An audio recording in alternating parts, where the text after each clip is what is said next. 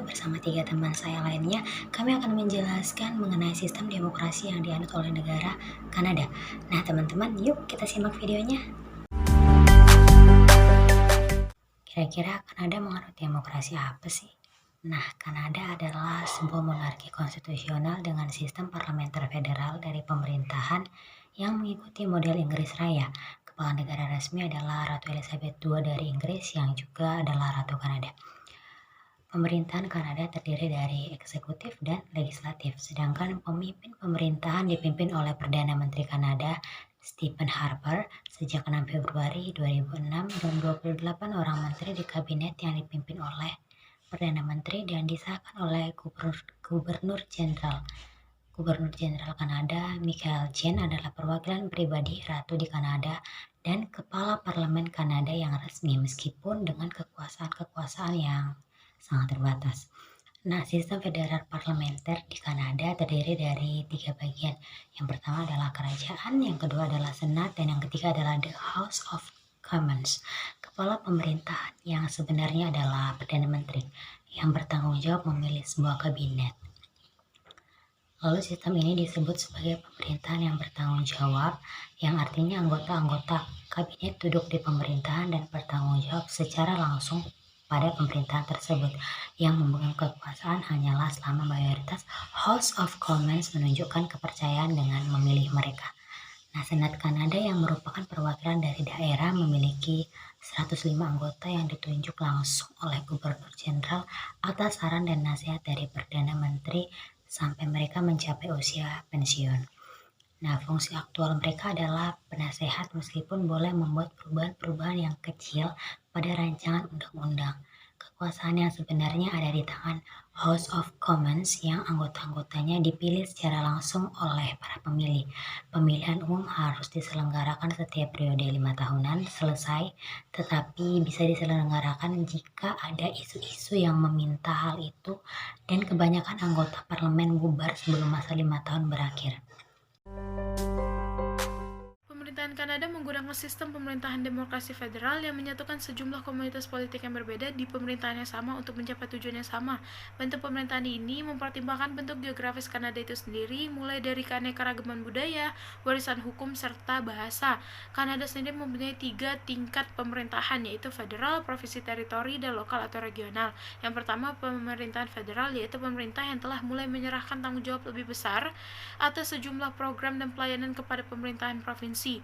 Dan yang kedua, ada pemerintah provinsi teritori, yaitu mempunyai struktur yang sama seperti struktur federal dan bertanggung jawab atas masalah-masalah seperti pendidikan, hak-hak sipil, dan SDA di dalam batas provinsi dan teritori mereka. Yang ketiga, ada pemerintahan lokal dan regional. Pemerintah ini memainkan peran penting dalam beberapa bidang, termasuk penyediaan pendidikan, peraturan-peraturan usaha setempat, dan kegiatan-kegiatan masyarakat serta budaya. Lalu kita akan masuk ke perekonomian Kanada. Kanada sendiri mirip dengan Amerika Serikat dalam sistem perekonomian yang berorientasikan pasar serta pola produksi dan standar kehidupan yang mapan.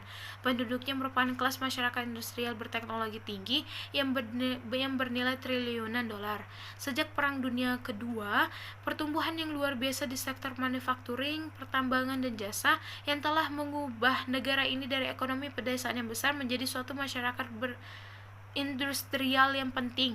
Perjanjian perdagangan bebas antara Amerika Serikat dan Kanada mendorong peningkatan integrasi perdagangan dan ekonomi dengan Amerika Serikat. Kanada menikmati surplus perdagangan yang besar dengan Amerika Serikat yang menyerap hampir 80% ekspor Kanada setiap tahunnya. Kanada sendiri adalah supplier energi asing yang terbesar bagi Amerika Serikat, dari mulai minyak, gas, uranium, dan tenaga listrik. Dan dengan sumber daya alam yang besar, tenaga kerja yang terampil, dan pabrik yang modern, Kanada telah menikmati pertumbuhan ekonomi yang solid dan manajemen yang baik dengan menghasilkan anggaran belanja yang imbang secara turut-berturut dari 1997 sampai 2007. Di tahun 2008, pertumbuhan melambat dengan tajam sebagai akibat dari penurunan ekonomi global dan menurunnya harga-harga komoditas dunia. Kebijakan publik juga memburuk untuk pertama kalinya dalam suatu dekade.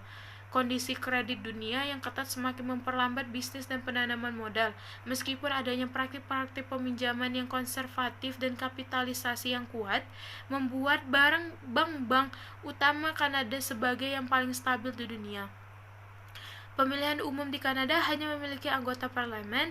Dengan sistem pemilu parlemen seperti ini, terbentuknya pemerintahan di Kanada sangat tergantung dari apa yang terjadi di The House of Commons. Yang pertama adalah pemerintahan didasarkan kehendak dan kepentingan semua rakyat, dan yang kedua itu adalah ciri konstitusional adalah hal yang berhubungan dengan kepentingan, kehendak, atau kemauan atau kekuasaan rakyat yang dituliskan dalam konstitusi dan undang-undang negara tersebut. Dan yang ketiga itu adalah ciri perwakilan, yakni dalam mengatur negaranya, dan kedaulatan rakyat akan diwakilkan oleh beberapa orang yang sudah dipilih oleh rakyat itu sendiri. Dan yang keempat adalah ciri pemilihan umum, yakni sebuah kegiatan politik yang dilaksanakan untuk memilih pihak dalam pemerintahan. Dan yang kelima adalah ciri kepartaian, yakni partai akan menjadi media atau sarana untuk menjadi bagian dalam melaksanakan sistem demokrasi. Konfederasi Kanada adalah proses penyatuan provinsi, koloni, dan teritori British North America ke dalam sebuah Federal Dominion of Canada pada tanggal 1 Juli 1867. Walaupun sering dikatakan sebagai Konfederasi Kanada, tetapi Kanada sebenarnya adalah negara federal dan bentuk konfederasi seperti yang biasa dimaksud. Dalam konteks Kanada, konfederasi hanya dimaksud sebagai proses politik yang menyatukan koloni dan teritori lain pada bulan Januari 1867. Perundingan British North America menyetujui nama negara mereka adalah Kanada, dan Kanada Timur dinamakan Quebec, sedangkan Kanada Barat dinamakan Ontario. Setelah bentuk negara kerajaan dan konfederasi ditolak, akhirnya disepakati untuk menggunakan Dominion sebagai bentuk negara. Dominion adalah julukan yang pertama kali digunakan terhadap sebuah negara. Bentuk negara seperti ini dipilih untuk menunjukkan status Kanada sebagai kolonis Inggris yang memiliki pemerintahan sendiri, sehingga walaupun jarang digunakan nama lengkap negara Kanada yang sebenarnya adalah The Dominion of Canada. The Dominion of Canada adalah negara federal yang paling tersentralisasi di dunia. Di Kanada, provinsi bersifat semi berdaulat yang berada langsung di bawah kerajaan The Crown, sehingga kerajaan terbagi ke dalam 11 yurisdiksi, 1 federal, dan 10 provinsi. Hubungan antara pemerintahan federal dengan provinsi menjadi isu politik yang berkepanjangan di Kanada. Setiap provinsi memperebutkan alokasi dana dari pemerintahan federal untuk provinsi. Provinsi yang kaya mengeluh karena membayar terlalu banyak, sedangkan provinsi yang miskin mengeluh karena dana dari pemerintahan federal yang terlalu kecil. Pada kenyataan, sejak tahun 1960, pendapatan pajak untuk pemerintahan federal terus menurun dari 65% pada tahun 1960 menjadi 39,2% pada tahun 2006. Kanada menempati urutan ke-15 dari seluruh negara anggota OECD dan urutan 34 dari 50 negara maju di dunia. Sebagai negara yang paling sedikit menerima pendapatan pajak dari daerah kepada pemerintahan federal, Kanada memiliki 10 provinsi, yaitu Alberta, British Columbia, Manitoba, New Brunswick, Newfoundland and Labrador, Nova Scotia, Ontario, Prince Edward Island, Quebec, Saskatchewan, dan 3 teritori Northwest Territories, Nunavut, dan Yukon. Undang-undang federal berlaku di semua provinsi dan teritori kecuali Provinsi Quebec yang memiliki undang-undang sipil tersendiri yang dinamakan The Civil of the Quebec berdasarkan Custom of Paris. Pada tahun 2006, The Economist memberikan peringkat ketiga negara paling demokratik di dunia kepada Kanada di dalam Democratic Index. Kanada memiliki tradisi demokrasi yang kuat, peninggalan koloni Inggris, dan sistem politik berdasarkan monarki konstitusi dan pemerintahan federal parlementer.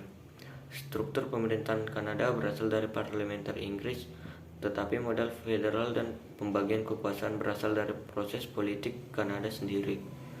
Melalui Balfour Declaration 1926, Inggris memberikan otonomi penuh kepada Kanada untuk membentuk pemerintahnya sendiri. Bisa dikatakan bahwa jumlah perwakilan daerah di Senat tidak memiliki jumlah popularitas penduduk di provinsi dan teritori. Dalam kasus pemerintahan minoritas, gubernur jenderal memiliki pemimpin partai terbesar untuk memimpin pemerintahan sebagai Perdana Menteri. Walaupun demikian, untuk mempertahankan pemerintahan minoritas yang stabil, Perdana Menteri dan partai politiknya melakukan dukungan dari partai politik lain di The House of Commons, Hang Parliament. Semakin sering terjadi karena perubahan dari sistem dua partai menjadi sistem multi partai, di mana tidak ada satu partai politik pun yang dapat menguasai mayoritas kursi di The House of Commons. Hadirnya partai baru, Blok Quebec, di luar dua partai besar yang sudah ada, yaitu Partai Konservatif dan Liberal, maupun merubah peta politik di Kanada, membuat dua partai besar tersebut sulit mencapai mayoritas The House of Commons.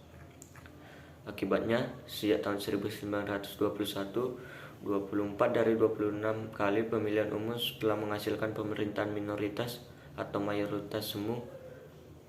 Pada pemilihan umum tahun 2008, dari 19 partai politik di tingkat federal, hanya 4 partai dan 2 dari jalur independen yang mendapatkan kursi di The House of Commons. Kelima partai hasil pemilihan umum tanggal 14 Oktober 2008 yang mendapat kursi di The House of Commons. Mungkin itu saja presentasi dari kelompok kami. Semoga apa yang kami sampaikan dapat bermanfaat. Kami mohon maaf jika ada kesalahan. Sekian dan terima kasih.